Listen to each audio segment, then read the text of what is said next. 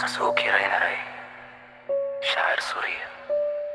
السلام عليكم، صحة فطوركم حبايب قبل الله، منا ومنكم صالح الأعمال.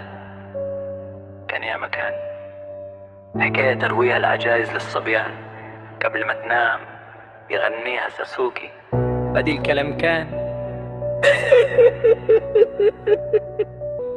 يا مكان حكاية ترويها العجائز للصبيان قبل ما تنام يغنيها ساسوكي. بدل كمكان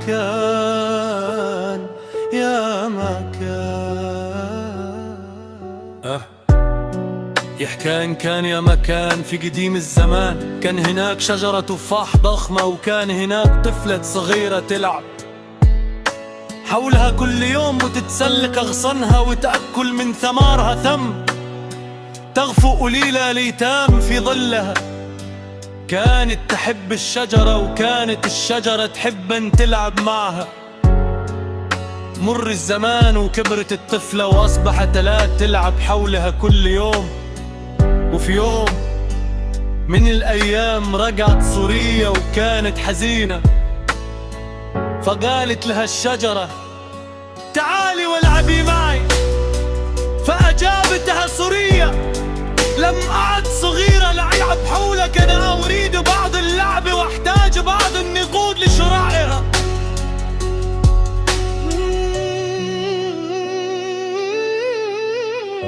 فأجابتها الشجرة أنا لا يوجد معي نقود، ولكن يمكنك أن تأخذي كل التفاح الذي لدي لتبيعه ثم تحصلي على النقود التي تريديها. سعد صرصورة كثيرا بهذا، فتسلقت الشجرة وجمعت كل ثمار التفاح التي عليها وغادرت السعيدة. ولم تعد سوريا بعدها، فأصبحت الشجرة حزينة. وذات يوم عاد سوريا ولكنها أصبحت كبيرة. كانت الشجرة في منتهى السعادة لعودتها، وقالت لها تعالي والعبي معي. ولكنها أجابتها لا يوجد وقت لدي للعب، فقد أصبحت مسؤولة عن عائلة ونحتاج إلى بيت يأوينا. هل يمكنك مساعدتي؟ قالت الشجرة آسفة، فأنا ليس عندي بيت، ولكن يمكنك أن تأخذي جميع أغصاني لتبني بها بيت لك. أخذت سوريا كل أغصاني وغادرت وهي سعيدة. كانت الشجرة مسرورة لرؤيتها سعيدة، ولكن سوريا لم تعد إليها، فأصبحت الشجرة وحيدة وحزينة مرة أخرى. وفي يوم حار من أيام الصيف عادت سوريا، وكانت الشجرة في منتهى السعادة. فقالت لها الشجرة تعالي والعبي معي.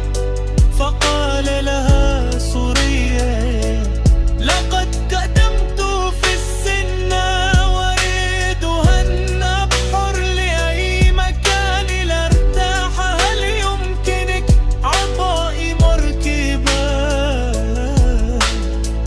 فأجابتها قد جذع لبناء مركب، وبعدها يمكنك أن تبحري به بعيدا وتكوني سعيدة. فقطعت صرصورة جذع الشجرة وصنعت مركبة وسافرت مبحرتة، ولم تعد لمدة طويلة. أخيرا عادت سوريا بعد غياب طويل، ولكن الشجرة قالت لها آسفة يا صرصورة، لم يعد عندي أي شيء أعطيه لك. قالت لها لا يوجد تفاح. قالت سوريا لا عليك، لم يعد عندي أي أسنان لأضمها بها. قالت الشجرة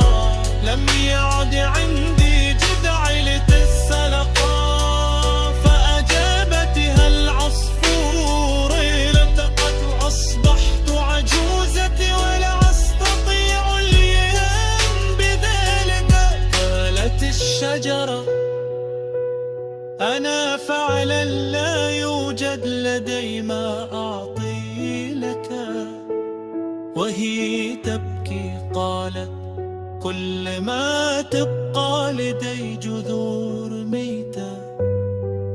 فأجابتها كل ما أحتاجه الآن هو مكان اللي أستريح فيه، فأنا متعدة بعد كل هذه السنين.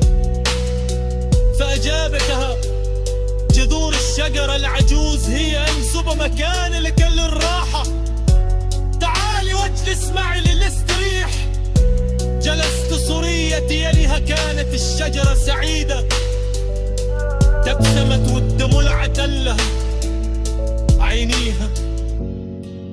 شكرا لكم مشغى في القلب مشكركم، شكرا لمشاهدتكم الفيديو، اتمنى انها تعجبكم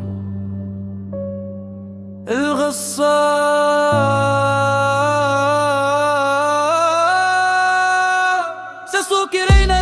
لما طلوع الأشامية ما شفنا ولوح جالي ربحت هي اللغة العربية. بفضلك تعلمت اكتب للغة العربية. شكرا، تحياتي واحترامي وتقديري لك.